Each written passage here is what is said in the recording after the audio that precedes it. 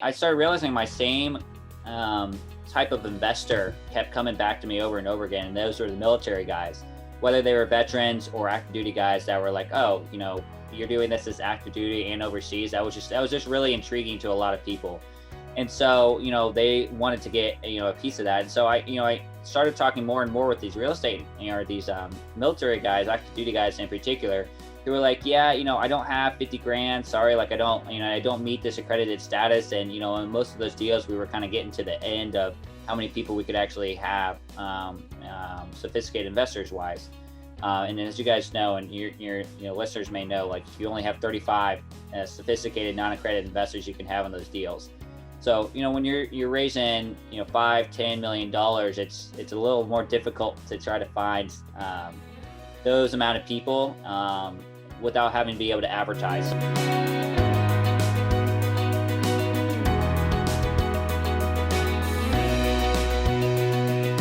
All right, guys, welcome again to another amazing episode. Today we have Anthony Pinto, Mission Capital. He is starting a fund. He's done several multifamily syndication. He's stationed in Japan. He's a military member. So shout out to all our fellow service members. He has 20 million in assets under management and controls over 300 units. They were all acquired in 2020. So it hasn't been that long that he's been diving into this. So we're gonna dive into his history and how he's made that jump so quick. So Anthony, if you can, go ahead and give us a little bit about your background, how you got started, and then that aha moment specifically into multifamily syndication funds, because I know for us it's not a world that we were privy of, just like you, not that long ago, to be honest with you. So yeah, let us know, man. Yeah, absolutely. And guys, I know it's we've been trying to get on the podcast schedule here together, so I appreciate you guys making it work with my schedule here. No, same thing with us, man. We're all over the place, so I appreciate it. No, it's all good. Yeah, I know, especially being in the military, it's and overseas, it's difficult to try to time things up, but I appreciate it nonetheless. Yeah, so I'm Anthony Pinto. I'm an active duty submarine officer, currently stationed here in Yokosuka, Japan, which is about an hour and a half, 2 hours south of Tokyo. Been here for about a year. I'll be here for another 2 years before I get out of the Navy. Married to also an active duty nurse, Navy nurse, who lives out here with me as well. No kids, just the two of us right now. Although we do have a dog, but we had to leave her back in the States, unfortunately. So on the family side, it's really just two of us right now, kind of living our best life, trying to travel as much as possible here in Japan. But I'm sure it's the same for you guys. It's all military guys are pretty much locked down no matter where you are, which is unfortunate. But so real estate, it's interesting to me that and looking back on it now is like, there's no way that I could do what I've done from Japan. But, you're talking about the record I've had, $20 million in assets and, the 300-ish units. Pretty much all of that has been during 2020. And all of that has been while I've been here stationed in Japan. And I think it's kind of a testament. And, I'll get into this in the aha moments and some lessons learned later. But it's a testament to the people that you bring on your team and finding the right people to bring on the team. Right. Obviously, I couldn't do what I'm doing by myself from Japan, like not only just finding properties, but being able to manage the properties, deal with the lending side of things, finding or having the right net worth and liquidity to be able to take down these deals. Like it wouldn't have been possible for me to do it on my own. I probably could have scrapped something together, but ultimately, multifamily and large multifamily is a team sport. And, you're not going to get very far if you're trying to take, 100% of a grape, where you can take 50% of the watermelon. So I'll start with that. But in terms of real estate and how I got started into this in the first place, so I've been in for 6.5 years now. Yeah, 6.5 years. And the first 3 years of my active duty time was on the USS Albany, a submarine out of Norfolk, Virginia. And that was considered to be my sea tour. So spent just about 3 years, mainly in the shipyard, but we did go out for a little bit of time on sea trials on the Albany. And towards the end of that sea tour, I just kind of realized that I was looking at what my next job would have been as department heads or XOs or COs, and like those guys just looked like miserable doing the jobs they were doing, and they weren't spending a lot of time with their family, and they're always at work, and in the shipyard environment, it's a little different. It's not going to be necessarily like that all the time.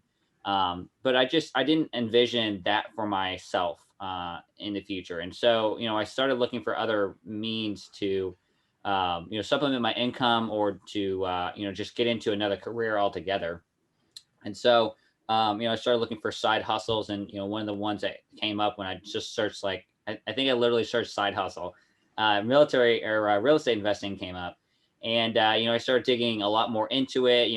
I stumbled on Bigger Pockets. I ran into some guys who were doing military real estate investing, like Stuart Grazier and the API guys. And I just fell in love with this idea of being able to control my own destiny, right? I mean, there's only so much you can be able to do in the military with being able to control like your duty assignments, how much time you're going to spend there, being able to go out to sea or not go out to sea. So, the appeal was being able to have the freedom of time, and ultimately of money, within my life. And so, getting ahead of myself there, but started doing a lot more research into it. And so in the summer of 2018, I started reading, the quintessential Rich Dad Poor Dad, and also read a book called Set for Life by Scott Trench, who's currently the CEO of Bigger Pockets. And that book, if you haven't read it, is amazing. It really opened my eyes to this idea of house hacking and living below your means. And so reading this underway, and just devouring them. And I got in my head like, okay, I still have my VA loan, or I have a portion of my VA loan to be able to use. So why not try to purchase a small multifamily property and house hack it? And so I was like, okay, I can get up to a 4-unit, a quad. Might as well try for that. And so in the meantime, like, my wife doesn't know anything about what I'm reading. We're kind of vaguely talking about it. She knows I brought some books underway. So, I get off my boat the day before Thanksgiving in 2018. I'm like, hey babe, we're gonna move out of our current 2,000 square foot house in Virginia Beach, which is just us, and move into a 4-unit and potentially a really shitty place for the next year, so that we can house hack this property. And as you can imagine, that conversation didn't initially go well, and I think that that's probably a good lesson learned, in that if you're going to get in on this journey, whether it's house hacking, buying large multifamily, buying land, whatever it is, you really need to have the full family on board with it. Mm-hmm. Particularly in the beginning, it was our own finances like coming together, that were supporting the business, and to some extent it kind of still is.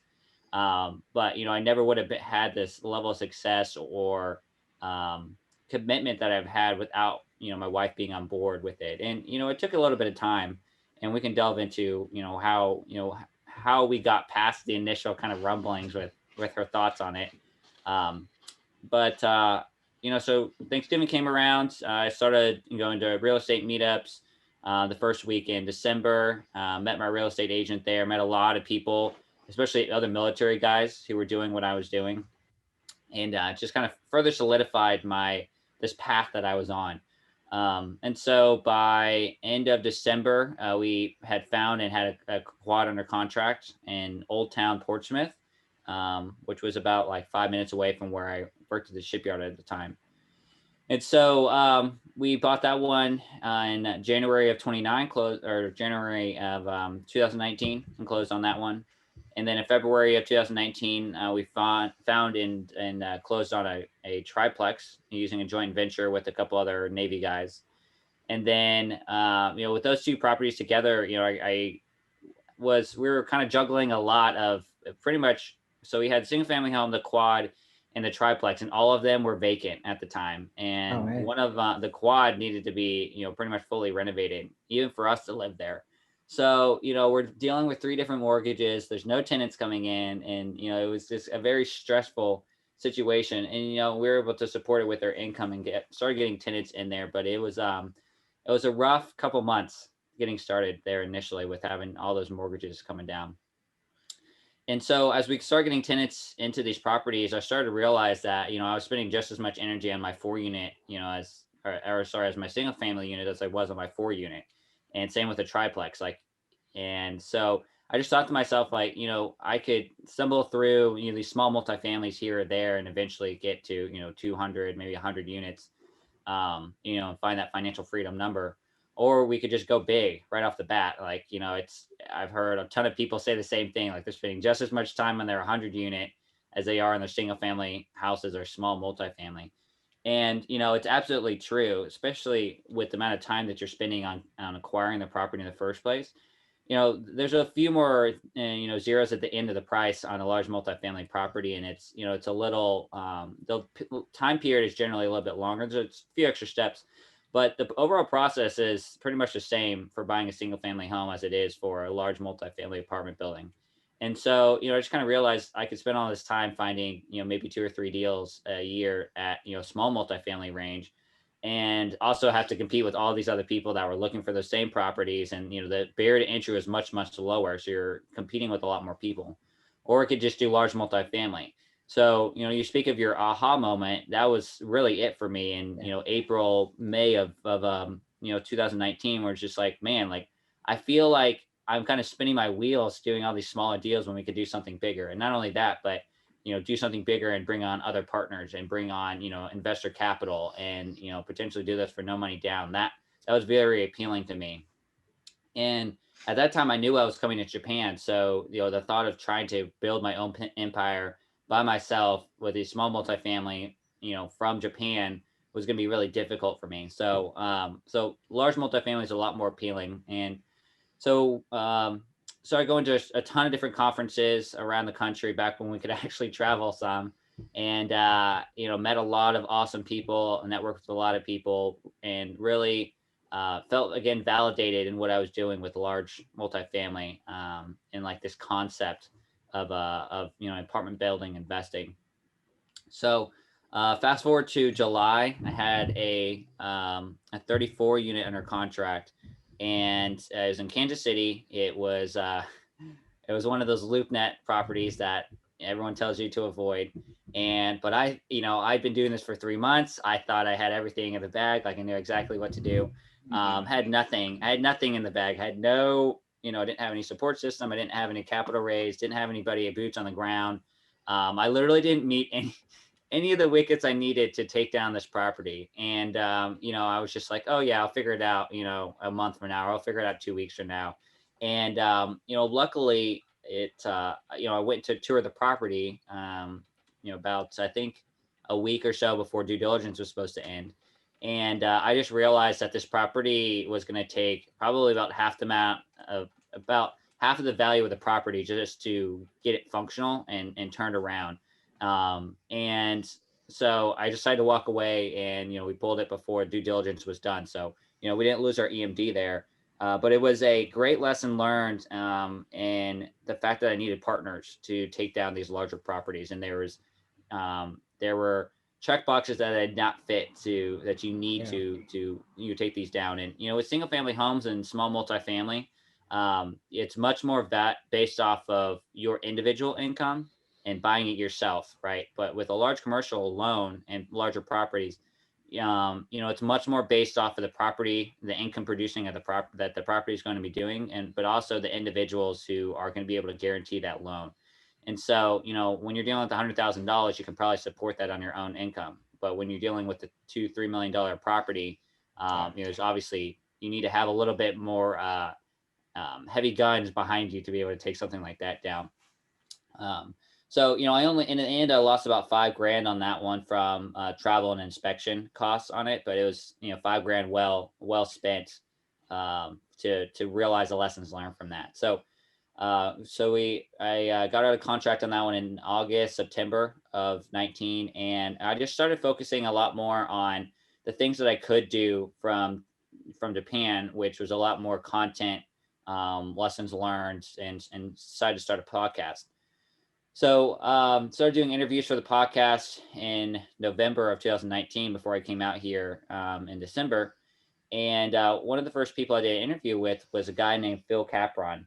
And, we'd known each other for better part of a year at that point. But he was big in the Hampton Roads area, which is where I was stationed at the time. And after we did the interview, he was like, "Hey, I got this deal that have it under contract, 104 unit deal. At the time, it was about 10 minutes away from where I lived.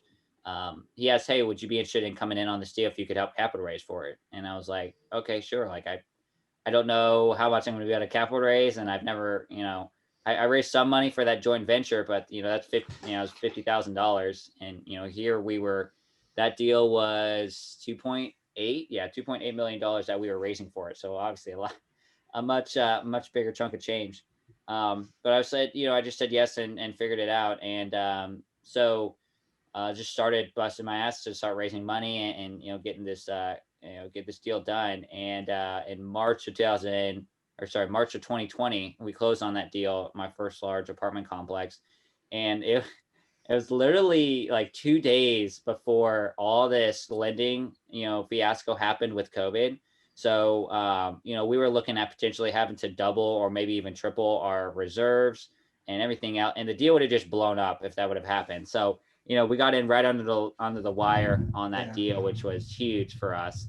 And I think that's a great testament to, my partner Phil, for being able to kind of see the writing on the wall and realizing that, oh shit, like this is what we're happening is unprecedented. And there's probably going to be some sort of, lending issues, probably going to be a lot of pullback on the lending side and finance side. So we need to get this done now. Lending stopped there for a bit. So, let me unravel everything there a little bit. I have a few questions. Sure. What, you mentioned you capital raise. So obviously there's different ways you can get into a deal, and that's one of them for the audience. How much were you able to raise? How hard was it? And what was your circle of influence that you were able to reach out to? Sure. So it was your total 2.8 first time, right? Sorry, go ahead. Absolute first time, right? Raising? But yeah, besides the joint venture that we did, first time raising at this scale, So total was 2.8 for that deal. I ended up raising about 800,000 ish for that. And which really surprised me. I didn't even think I was going to be able to raise a few $100,000. But one of the big lessons learned from that is I started digging my well in advance for needing it. So, pretty much from the time that I realized that multifamily was my path to go down, I started, networking with people, and I started building out my brand, and started, talking to a lot of people about, hey, this is what I'm planning on doing. And I had a sample pitch deck. I was talking to people about, hey, this is a general type of property that we're getting involved in this general market. These are the general returns you're probably going to see, and getting people's soft commits or at least interest from that. So I had acquired quite a few people that I could reach out to, or at least had told me they were interested, at least just to get me to go away and stop bothering them. So I had a little bit of, I guess, of a war chest or soft commits built up. But it wasn't what I thought was a significant amount. So when we actually had a deal, under contract, we just started tapping those people. And I think what really did it is, even though I wasn't initially on the deal and I obviously hadn't negotiated it, I made that deal my deal, and I knew that thing like the back of my hand. And I think that's paramount when you're coming in, especially as tantamount to just being a capital raiser, even though there's a few, obviously you have to do more than that. Is you really need to make the deal your deal, right? It's not, XYZ Incorporated partnering up with whoever else, like, Good Day Capital. It's, Anthony Pinto and his company, leading the deal on this, right? And so you should be as knowledgeable as possible about the deal. And almost as much as a lead sponsor, right? Know the tax implications behind what's gonna happen, why you pick that particular market. What are some of the issues coming up with the property? Like, what are your concerns? What's the rent plan going to look like? And be able to have all of those details like fresh within your mind, regardless if you're the lead sponsor or you're raising $100,000 only, or whatever else, right? That deal should be your deal. So between having my well dug beforehand and really taking ownership of that deal, I was able to tap a lot of friends and family, a lot of military investors that I had been talking to about my journey for the past few months at that point. And because I was blogging, I was putting stuff on social media. I have obviously have my own website. So those I think were the big parts of it. Where and the deal obviously was a pretty good deal as well. That didn't hurt. Yeah, no, that's awesome. German, you had something? So you're right. No, I was gonna ask a question, but you stole it from me. I was Oh, gonna the say same one? how, yeah, because I mean, it's interesting to, especially for your first deal, people want to know is like, do you use any systems? Do you use any marketing tools? Do you use, how do you build that network? But basically, I mean, you explained it all because that was one of my questions. Like, do you use any marketing? But you started building it from the beginning, talking to these people, what is it that you were doing it, what type of properties and what the returns are. So yeah, you answered the question right there. That's pretty No, that's interesting. awesome, man. Uh, Yeah, so let me, back up to something in the beginning you were saying sure. about, with your wife and making sure it worked out with the family. So how did you actually eventually get over that hurdle? As we hear it all the time, right? Like one person's likes real estate, one person's not so into it. How did you get over that hurdle with your wife? Sure. Great question. And I'll preface this by saying, I'm an engineer, I guess by trade, and my wife is not at all. She's a nurse. So our the way that we think about things is very different. And I didn't realize how different that was until I started trying to tell her about what real estate investing would do for us on like an engineering financial, you know, money wise level, right? And so, I was showing her charts, I was showing her, graphs and all the money we're going to make off of this. And, even if we had, X amount of vacancy, we're still going to make this amount of money and we're going to cash flow all of this. And like, she didn't care about any of those things. And I think it's interesting kind of segue into understanding the dynamics behind what men and women value and cherish. And for men, it's a lot more about growth and getting to that next milestone, and and about having financial security and making a lot of money and that kind of mindset. And then, and that's generalizing, but we care more about that type of factor and facet within our life, like that constant kind of growing, pushing and growing into a better, more financially, independent person. But, women and my wife in particular, we care a lot more about the security and the, are we going to be okay aspect of it, right? The kind of, warm and fuzzy feeling that you're going to get from it rather than the cold hard cash that you're going to get from it. And so, understanding that, I had to convince her and kind of tell her like, hey, yes, although we're going to be spending this amount of money, although we're going to have, 3 unit, or 3 properties that are going to be vacant, although we have all of these hurdles to overcome, ultimately, yes, we have the income to be able to support these, even for a few months if needed.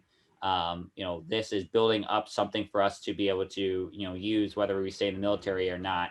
And just really made her feel comfortable with, the security that we were finding ourselves in versus not having any of that, and having to rely on potentially having to go back out to the workforce again, and go from what the time one toxic environment to another toxic work environment. And so that's really kind of what it led to, is just constantly talking to her about it, but also realizing that like she didn't care about charts or graphs or money or any of that. She cared about like, are we going to be okay in the end of all this? Like, 3, 4, 5 months down the line, are we going to be bankrupt? Because that was really her biggest concern, is like, you know, um, she had never really been exposed to like an entrepreneurial mindset or like real estate investing in this manner. Her parents owned their own house. They'd owned it. I think they own it outright right now, but they've been in the same house for 20 years. But that was the view on money for them, is like, you make your money, you save a certain amount, you maybe go spend it occasionally, you own and buy your own house, and that's like kind of the extent of their entrepreneurial spirit within their family. So it was something that was kind of like trying to expand her mind to the possibilities of what real estate investing could provide. Um, but to answer your question, it was not easy, and Yeah, it no, I took hear you. a lot of effort on my part, and like kind of, I'm gonna say banging my head against the wall, trying to figure out like why she doesn't get what I see. And ultimately it just came down to trust. Like, she's not sitting in here, with me, looking at underwriting and looking at financing, and oh, like, man, the interest rates are low, we should refinance right now. Like, that doesn't get her excited. So she gives me a lot of trust to be able to take care of a lot of that. But that took time. And proof of concept, if you will. Yeah, no, Nice. I hear you, brother. Man, talk to us about. I'm interested. My brother mentioned it before when we were doing the introduction about your fund. What is it that you're doing? Why a fund? Yeah, tell us about it. Sure. So Mission First Capital Fund, got the little Uli up there. So I guess I should preface this with, why, what we did for the past year. So, obviously we did the 104 unit, did it through a syndication. We did it through a 50B, a 56B, which means we, had some non-accredited investors, sophisticated investors come on board. And then the next two deals we did after that were also 506Bs as well. We did a 112 unit and a 92 unit. And, I started realizing my same type of investor kept coming back to me over and over again. And those were the military guys, whether they were veterans or active duty guys that were like, oh, you're doing this as active duty and overseas. That was just really intriguing to a lot of people. And so, they wanted to get, a piece of that. And so I started talking more and more with these real estate, these military guys, active duty guys in particular, who were like, yeah, I don't have 50 grand. Sorry. Like, I don't meet this accredited status. And, in most of those deals, we were kind of getting to the end of how many people we could actually have sophisticated investors wise. And as you guys know, and your listeners may know, like, you only have 35 sophisticated non-accredited investors you can have on those deals. So, when you're raising, $5-10 million, it's a little more difficult to try to find those amount of people without having to be able to advertise. So it's kind of it's definitely a barrier to bringing in a lot of people at that age, because a lot more investors nowadays, like, more sophisticated syndicators, are doing 506Cs and only having accredited investors. So, just got me thinking, like, there's guys out there who don't have $50,000 who are hungry to get into these deals and may only have 5, 10, 15 grand.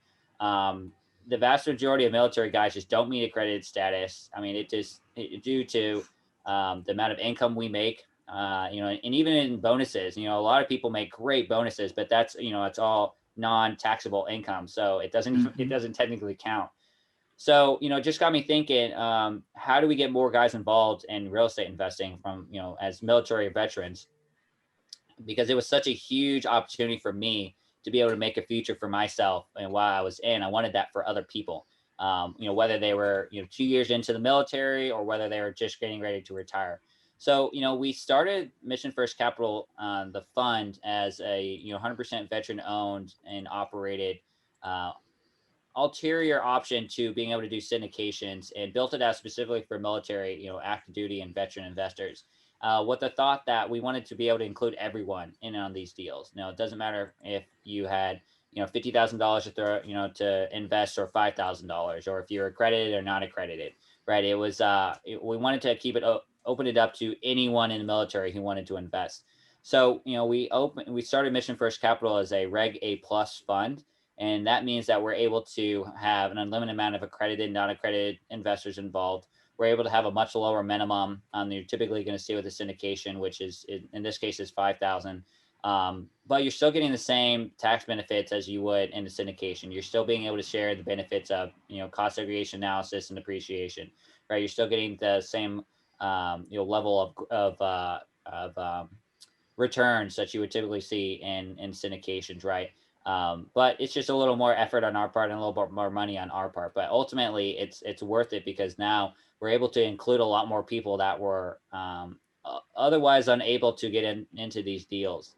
And it's really frustrating that so many of these quality real estate investment deals are only available to the rich and powerful, right? Only available to guys who make, kind of, in my opinion, a arbitrary financial status. And I understand why we have the accredited status. It's to protect, the average investor. But as we can see nowadays with what's happening with Robinhood and GameStop, like, the average investor has just as much knowledge at their disposal and just as much power as, these guys who are meet an accredited status. So so I wanted to open this up to more guys and more military guys and active duty guys to be able to have the same access to these, these high caliber level of deals that we were getting into before. So that's an impetus for the fund, and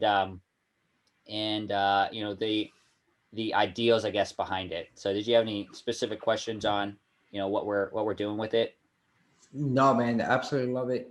Well, I do have a few, but just to piggyback on it, I love it because that is the same concept that we have, and that's the concept behind the podcast and why we are also heading in the same direction with a fund, because we realize that exposure, right? We never were exposed to these types of investments and see it as unfair, right? Even though I may be as educated about it, I can't invest in it because I'm not an accredited guy, right? It's just, or just they can't market to me because I'm not an accredited guy. That exposure is huge. Even if they don't invest or they invest with someone else, it's kind of a whole different world, right? But I was gonna ask, is your strategy to, that fund, are you gonna diversify and go into other people's projects as a as part of the raise for their projects, or are you just doing it for in-house? Great question. Great question. I think we might have talked about this before offline. But we have three main methods of how we are planning to deploy the capital, and obviously the first one is Phil and I being the managing partners of that. Majority of our deals are in Hampton Roads, and so we're going to continue looking for properties in Hampton Roads because Phil has a distinct advantage within that market. He's got he's been in there for a while. He knows all the brokers. He's got an eye for how much things are going to cost, and we have a lot of connections and networking done within that area. But understanding that good deals are kind of hard to come by nowadays, you kind of have to cast your net a little bit wider.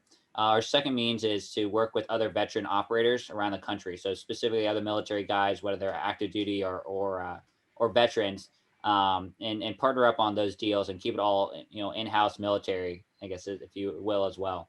And then there's your Quintos, you probably know the same people that I'm thinking of who are either retired or still active duty who are doing this. And there's a lot of them Oh that we're yeah, planning on yeah. working with, and they're involved in the markets that are kind of the hot markets right now, where there's a lot more deals going on, and they're still looking to raise capital themselves because they're doing syndications. And so we would come in essentially as the LP in those deals, and work with them to take them down, because capital raising is hard, whether you're raising $2 million or $10 million, depending on your level of scale and how much time you've had. It's difficult. It's difficult.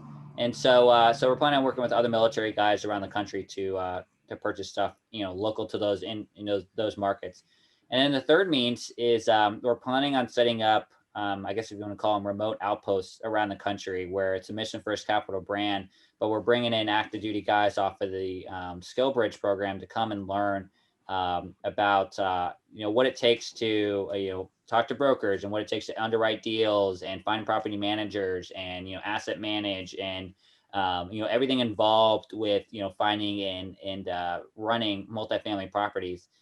Have them come to Virginia and learn from Phil through the Skill Bridge program, and then deploy them around the country to set up their own shop essentially, and we act as the mother fund for those guys. So active duty guys or veterans who need a job, who want to get into real estate, and essentially let the sky be the limit for them in terms of their income, right? So if they want to have $5 million in sales a year, or they want to have $1 in sales a year, right? That's solely up to them, and so they're kind of making their own fate. But we're employing other hungry active duty guys to come in and learn what it takes to be successful within this field, and then deploying to their home of record, or deploying wherever they want to be located. And places like Florida, Dallas, and New York and North Carolina, all these different places around the country, and just have lots and lots of different satellites set up and providing for capital for them. And it's interesting. It's interesting that they mentioned that program, because I'm actually taking advantage of that.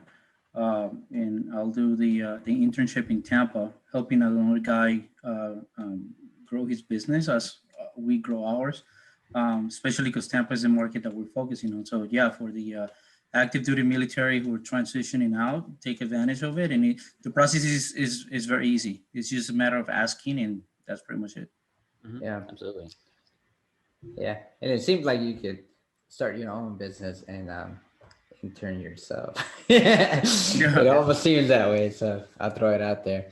But so for the guys that are more active, what is the process that you guys went through to start a reggae fund?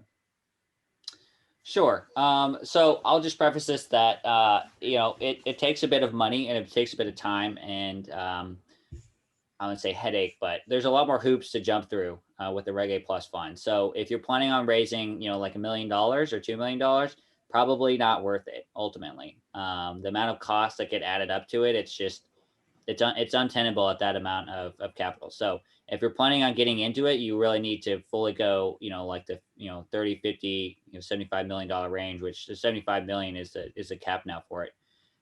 So really need to be committed to raising, a large amount of money and feel comfortable with the resources that you have to be able to do that. So the process is similar to doing a private placement. You're employing an SEC attorney. They're getting a private placement memorandum equivalent documentation, prepared for you. And in this case, it's an offering circular instead of a PPM because it's a Reggae Plus fund is a registered securities with the SEC. So versus a normal syndication where it's a private placement, it's kind of after the fact and it gets exempt from having to be registered with the SEC.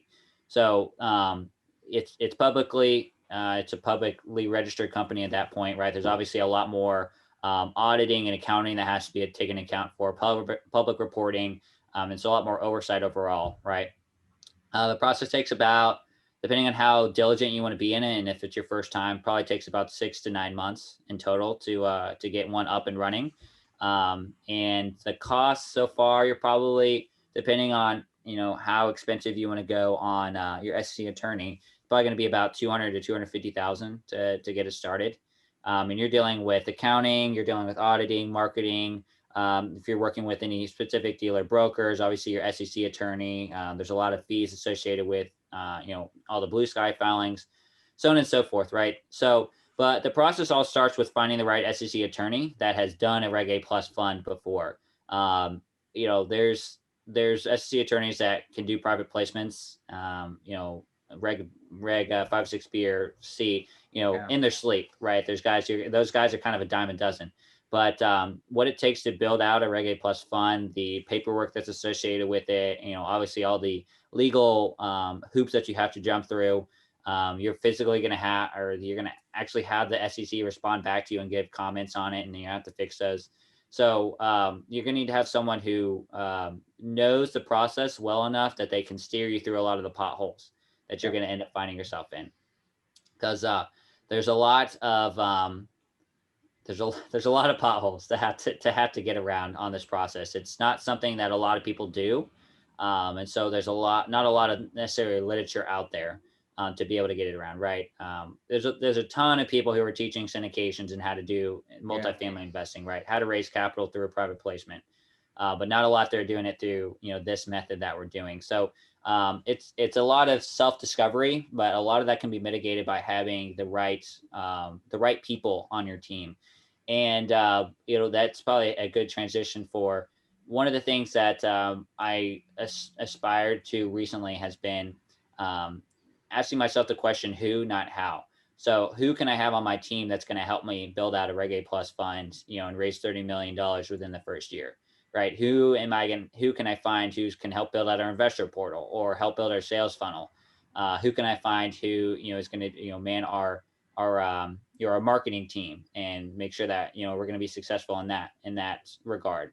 And so much of my time up to that point had been about how can I do this myself rather than who can I bring onto the team for it.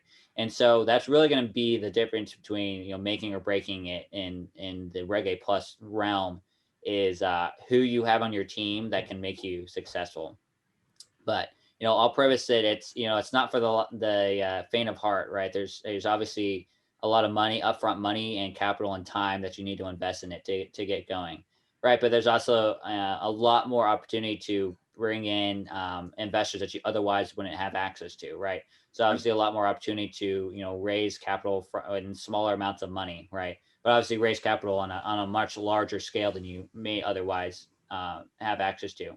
But you're also having to deal with, you're going to need to raise a lot more money than Yeah, you because it's going to be would. readily available. Yeah. Yeah, Right. and you got to be able to deliver on your return promise as Right. well at that scale. Do you have a time limit in how long you need to how quick or how long you need to raise your cap or your amount? Sure. So once you get SEC approval, and they say, yeah, you're good to go, and you can start actually accepting capital, you have a year to raise that capital. So right now the cap is 50 million. So, let's say if we get approved in March of 2021, we have a whole year to be able to raise 50 million, right?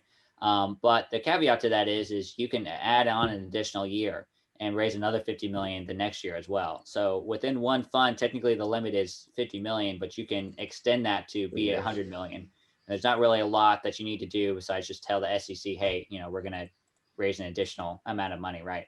So, for upfront costs of, $250,000, you could potentially raise $100 million through this method, right? And next year, I don't think it's been fully approved yet, but if you started a fund this year in 2021, like later 2021, the cap is now 75 million. So obviously a lot more wiggle room and a lot more money that you can raise there. Yeah. But so to answer your question, the limit is typically a year. That's to actually raise the money, right? And then you close the fund and then you operate it until, you close the fund, if that's, 3, 5, 10 years from now. Yeah. Okay. No, that's awesome, man. That's great information. I think a lot of people are getting good value out of it. German, you have anything else? No. I like it. Thank you for all the details. Yeah, because like you say, a lot of people are doing syndications, and a lot of people see funds, and it's like, oh, let me go there, and it's so easy to do. But yeah, thank you for giving us all those extra steps that not everybody hears about it. Yeah, and if you for the listener out there, if you want to listen to a specific fund episode, you can go back and listen to our episode with Bridger Pennington, pretty big fund manager. So check him out in that episode, and we talk more in detail about how to structure it. But yeah, man, Anthony, if you can tell the audience, man, where can they find you? Where can they find Mission First Capital and your podcast? Sure. Yeah, I'll just self-promote real quick. So Anthony Pinto, you can find me on Facebook or LinkedIn. Pretty active on social media in general. You also can email me at anthony@missionfirstcapital.co. And then you can also check out our website as well, missionfirstcapital.co. In terms of the podcast, I also host the Lessons in Real Estate show, where we bring on military multifamily investors to talk about their lessons learned on their pathways to success. Oscar's been on there. I'm going to have German on soon. So definitely a great source of information for particularly military guys who are, trying to make headwinds in the multifamily realm, whether you're active duty or not. Awesome. Thanks, man. Thanks for coming on, and for the listeners out there. If you can't leave us a 5-star review, go ahead and check our new course that's out, our ebook and our digital planner. Getting it ready for 2022. We'll get a new one out then. But yeah, stay tuned and we'll stay in touch. We're out.